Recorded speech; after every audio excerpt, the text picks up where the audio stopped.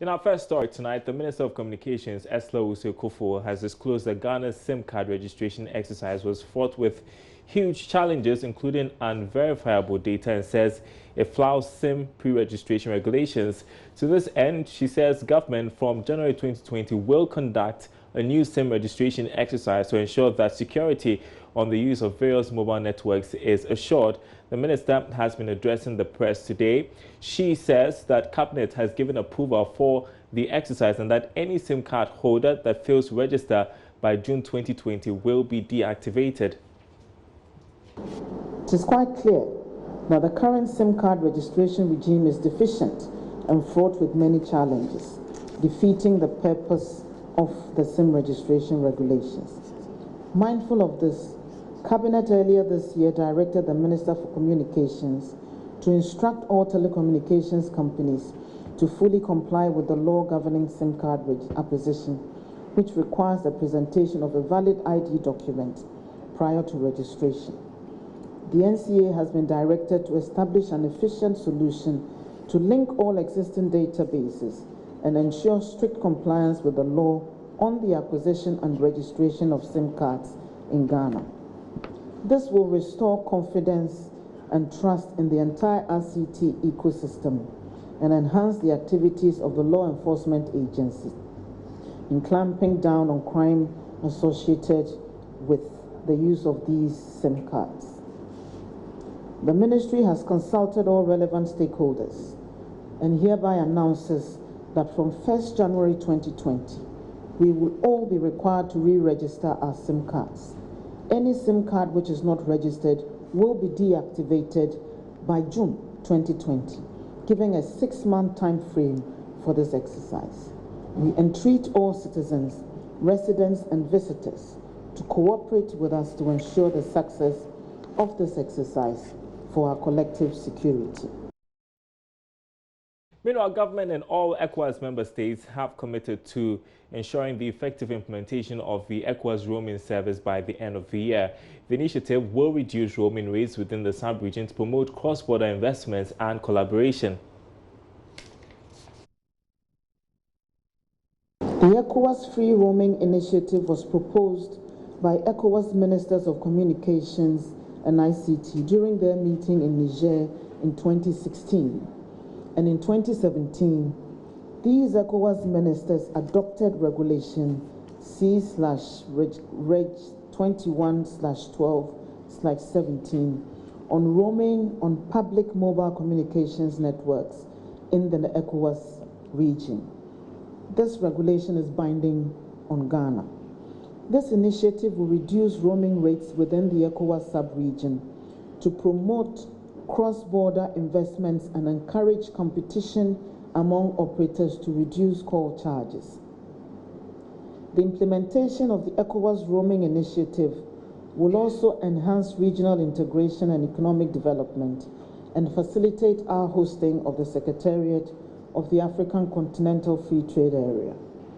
At the Ouagadougou meeting, all the ministers of the ECOWAS member states, Ghana included, committed to complete all the legal and administrative processes required to facilitate this initiative by the fixed deadline of 31st December 2019.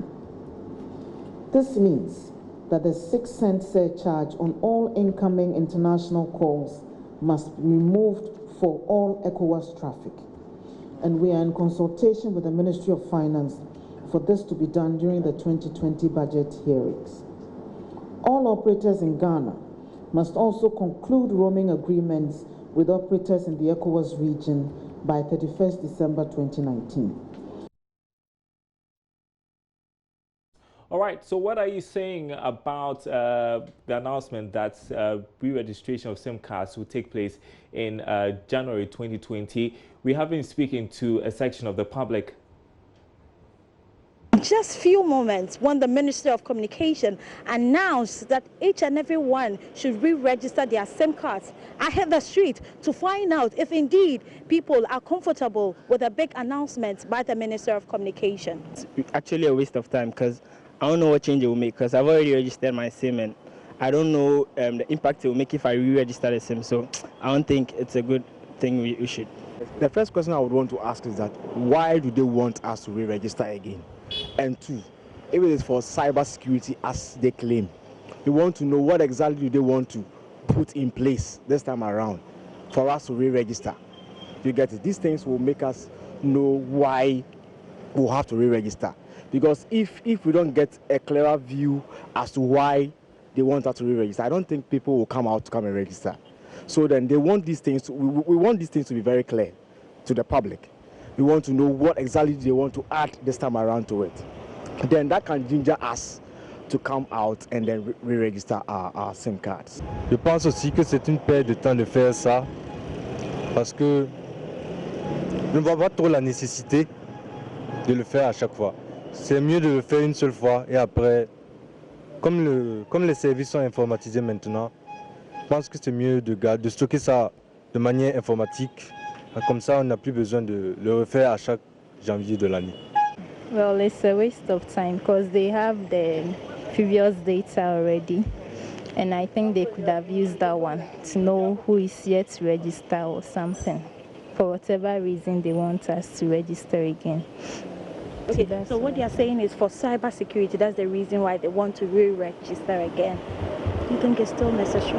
Cyber security, okay, I don't know much about that. But still, they have the data, so they should use the old one. Amidst these concerns, the minister still maintains that subscribers who fail to re-register by June 2020 next year will lose their SIM cards. Alberta BCU for Joy Business. A bit more on your reaction. Just behind me is our Facebook poll. We've been asking you, the Minister of Communications has announced plans to re-register SIM cards in 2020 because the previous exercise had many challenges. In quotes, do you back the move? And 52% of you say you back that move based on 79 votes since the poll opened an hour ago. 48% of you say there is no need for re-registration, and so it appears that more people back re-registration of SIM cards in 2020. I don't know if we can read a couple of comments down there as we try and do that. Maybe not. So that's the outcome of our poll tonight. 52% of you saying that they back the re-registration of SIM cards. But you can cast your vote as well on our Facebook page, Joy Business. The World Bank has set up a $1.5 million technology lab at the Accra Digital Center to train people in tech for free to help bridge the digital gap. Odile Ntiama has spent some time at the lab taking a look at the various programs and has been engaging some beneficiaries who are building programs that could help identify faces. The technology is expected to help clamp down on money laundering.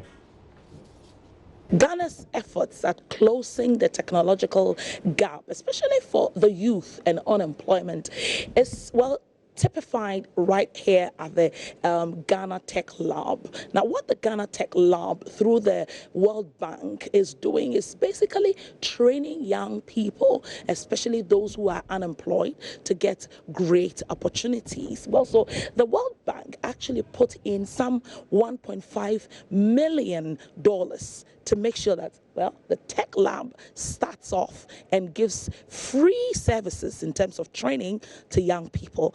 Tell me exactly what you guys do at the Ghana Tech Lab.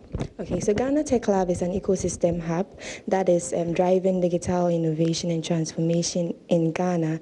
And our aim is to accelerate Ghana to that space where Ghana becomes the most digitally trained country in Africa with that kind of digitally transformed personnel. So over here we do digital skill training. Before we do the digital skill training, we have a consultative stakeholder meeting. During the consultative stakeholder meeting, we invite people within the particular space of probably an emerging technology, be it mobile development, blockchain, robotics, IoT. So, for example, our first cohort was on mobile app development. And during the mobile app development training, we invited the stakeholders to discuss about the skills that are needed in the industry. We talk about the market, the jobs that are available, because we want to train people to fit into the gaps in the industry. So just to let you know, the Ghana Tech Lab has full concentration also on gender. I'm sure that's why they allow the woman to start first. Prince, tell us exactly what happens here, what's on the floor and all that. Okay, so this is where the making and the creativity and all our free trainings happen. So as you can see from the lines, here, these lines lead us to our labs. If you are interested in creativity, this line would lead you to a creative space. If you are interested in making something, it will lead you to the maker space, which I'll be taking you there shortly. Now, where we do all our trainings are up there, and then where you can do all your co-working space stuff. Right, so tell me what happens here. I'm sure something relating to robotics. Yes, so this is our robotics space. I'll let Gideon take you through what happens here. Hi, Giddy. What happens here? Okay, so this is our robotics lab. Basically, we develop robots. Yes, and there are various tools that we use. So who can come here to learn robotics? Actually, any enthusiastic person. Okay. One who is committed, one who is ready to learn, one who is ready to solve problems. Okay. So what sort of problems have you yourself solved with robotics? Oh, currently I've been working on health-related robots, and it's supposed to assist weak people, convalescent, aged. What specifically will it do for them? Yeah, so, they can't be moving around in their house or probably where they are. So the robot is supposed to assist them with errands. Yeah, and then be able to report emergencies to whoever is supposed to take care of them, who is not there at the moment. So this is a creative space. Everything creativity happens here. Photography, sound recording and everything. Why is photography and indeed multimedia important for the tech space? Okay, so what we are trying to do is that we are trying to make creativity in tech be relevant. Okay, so art is a form of tech. So we try to bring all the various spaces here, all the things we have here, to come into reality for people in tech to be able to work in that field.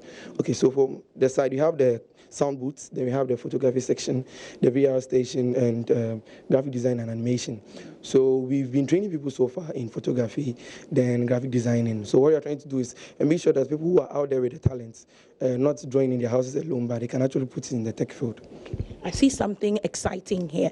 What is this? Can I put it on my eyes? Yeah. I see it when I'm in kids, especially at the mall, trying to watch something 3D. While still in the tech space, judges at the pitch organized by the Ghana Oracle Digital Enterprise Program GODEP in Tamale have described it as one of the best since it began. The GODEP train was in the northern region to scout for talented entrepreneurs within the digital space who need some support to begin. GODEP is a partnership between the government of Ghana and Oracle Corporation to establish technology-based business in Ghana. The program, which is aimed at offering support and mentorship to develop 500 technology and digital startups, was launched in April this year by the Vice President, Dr. Mahmoud Bamia, in Accra. The Tamale pitch was a third after Accra and Kumasi. The Tamale pitch brought together young men and women who exhibited their talent, ranging from how to address environmental waste challenges, agric, medicine, among other innovations. All 14 contestants who pitched in Tamale were roped on board the program because they had scored above the 170 points qualification. Country Director of Oracle Ghana, Franklin Asari, said Tamale turned out to be one of the best stop on the train. He said he was particularly excited about the level of female brilliant participation. Excellent. As I'm saying, Tamale has turned out a very good story. We didn't expect to find this kind of talent. But you're here. So for us, as a golden programmers who roll out the next of this campaign, we want to make sure we can find our talent. Today, people are coming from Wa, people are coming from Nabrongo, people are coming from Bonga, all to come and pitch and be part of this success. We also had a wonderful auditorium here, the academic chamber, the University for the Development States. We had a pro-vice chancellor here who sang all the way to just excellent, pure sheer excellence. We are very grateful.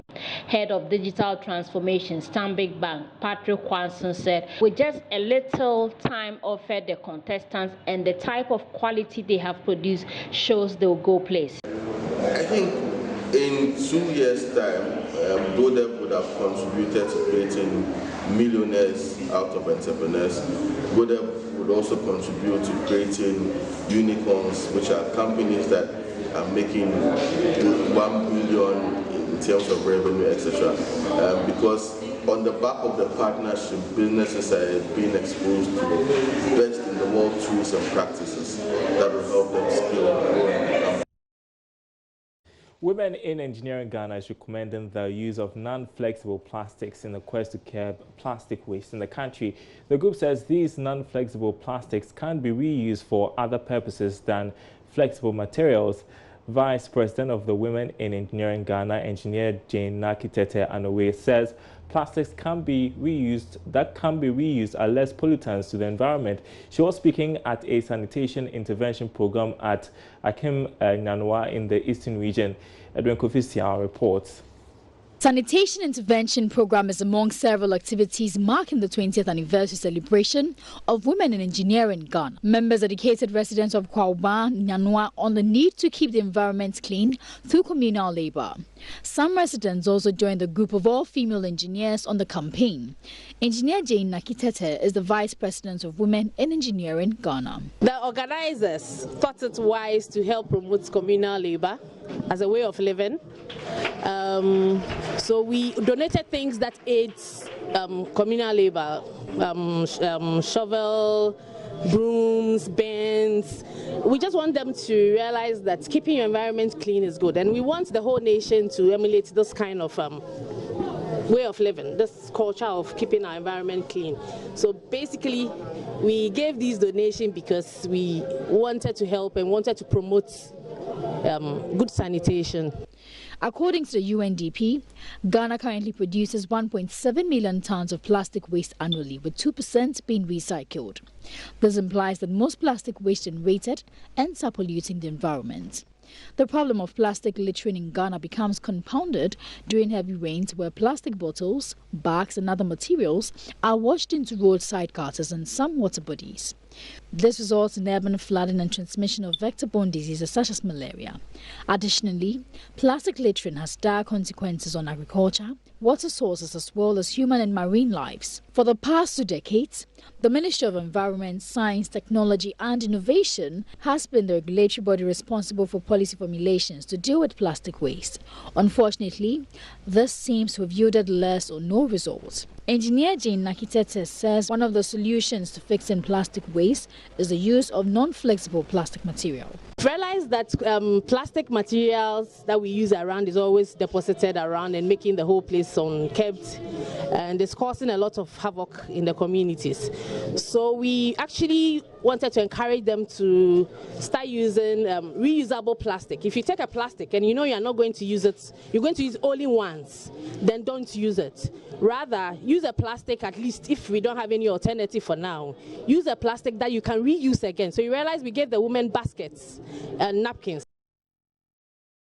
Deputy Chief Executive of the Petroleum Commission, Prince Benjamin Abuaje, says well-trained indigenous professionals are very key in advancing the national development agenda, particularly in the oil and gas sector. He says it is for this reason that government is committed towards the promotion of local content and localization in the oil and gas sector to build the capacity of Ghanaians, promote economic growth, increase productivity, and reduce long-term costs in the industry. Mr. Abuaje was speaking at a graduation ceremony for 20 students who had completed training in shielded material arc welding in Takoradi. The Deputy CEO of the Petroleum Commission said his outfit is working with some international oil companies to establish a framework for providing technical training for a number of Ghanaians. To fit into this particular exercise or engagement that we are looking at. But in the event that the Commission, for nothing at all, keeps on creating the enabling environment where an expert wouldn't, for one reason or the other, to say that, look, we haven't got what it takes to fit into that particular provision that we are looking out for, then it becomes a matter of concern to all of us. Part of the reason why the President, in his own wisdom, had intended or went ahead to launch the AOGC. For nothing at all, now in the past, you could see that we were sending most of Ghanaians out there to offer them this training. Now we want to bring it in country. Danest and West had initiated this. The question is whether we intend sustaining it. Yes, we will certainly ensure that the sustainability of this exercise will be maintained. Beyond the sort of engagement that we had with West, we are looking at, for nothing at all, speaking to other industry players to do say. The essence is we will make sure as much as we can to put most of them into this exercise. Managing Director of Danest Engineering, Daniel Kwache, called for institution of the training program as a national priority to give room for more and more young men and women to train and provide quality and standardized service in the area. He said one company has the capacity to employ hundreds of welders. We have three basic courses, three courses. The SMAW, that is the shielded metal arc welding, basic. Then 4 weeks basic, 4 weeks for the advanced, and then 4 weeks for 2G and 5G, and then 2 weeks for 6G. Now, if you don't qualify the basic, you don't move on to advanced. If you don't have the advanced, you won't waste our time doing the 2G and 5G. If you don't go through 2G, 5G, you don't do 6G. So they have to do all together. And I must say that these boys have been very, very, very, very good. The training, sponsored by West and facilitated by Danest Engineering Company Limited, have equipped all 20 trainees with standardized skills in 6G pipe welding skills, employable and in demand on the oil and gas sector. The Nation Builders Corps, NAPCO, and the Kumasi Metropolitan Assembly are educating personnel on appropriate requirements and techniques to help reduce delays in payment of allowances. The Nation Builders Corps has been plagued with delays in trainees' monthly allowances since its inception.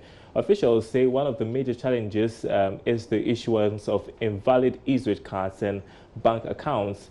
NAPCO coordinator at KMA, Christian Kusi Ampofu, believes intensified education to enlighten personnel in filling right details and documents during application will reduce the issues of delayed payments. Nana Sensumensa has more. There have been persistent attempts by NAPCO personnel to demonstrate over delay in payment of their monthly allowance. Despite repeated threats on government to pay up the arrears, the situation hasn't been better. But officials say the recent challenges in the local banking industry and invalid personal e-switch cards are the major causes of issues on stipend payments. Christian Kusiampofu is coordinator at Kumasi Metropolitan Assembly. Stipends issue wasn't created from the secretariat. It was their own doing. Probably some of them were having issues on the e-switch, so invalid e-switch card created that unpleasant or distasteful delay of stipends. And we also moved from there in different banks. Some banks were having challenges. So as for me, if I ask you to go and bring me an e-switch card and you go to your preferred bank and the bank currently is having challenge, I can still go ahead and pay that money through that same bank. And so we call that in our system different banks. So that also created that challenge, which resulted to some of their agitations and demonstrations that they planned some years' time they wanted. As part of the first year anniversary of the Nation Builders Corps, workers in the KMA branch visited and celebrated with inmates at the Kumasi Children's Home. Yeah, and so I think we've started in a very good move. We're also wishing others. So the next time we are coming to the home, if we come to their doorstep to also in aid or in kind, they should also help us so that we can help the children in this house. I believe giving, according to the scriptures, is more blessing than receiving. So that's what we've done this afternoon. For JoyNews, Nana Asensumensa, Kumasi. And that's our program tonight. Thanks for watching. My name is Darryl Kwao. There's more news on our website, myjoyonline.com/business. We will be back same time tomorrow.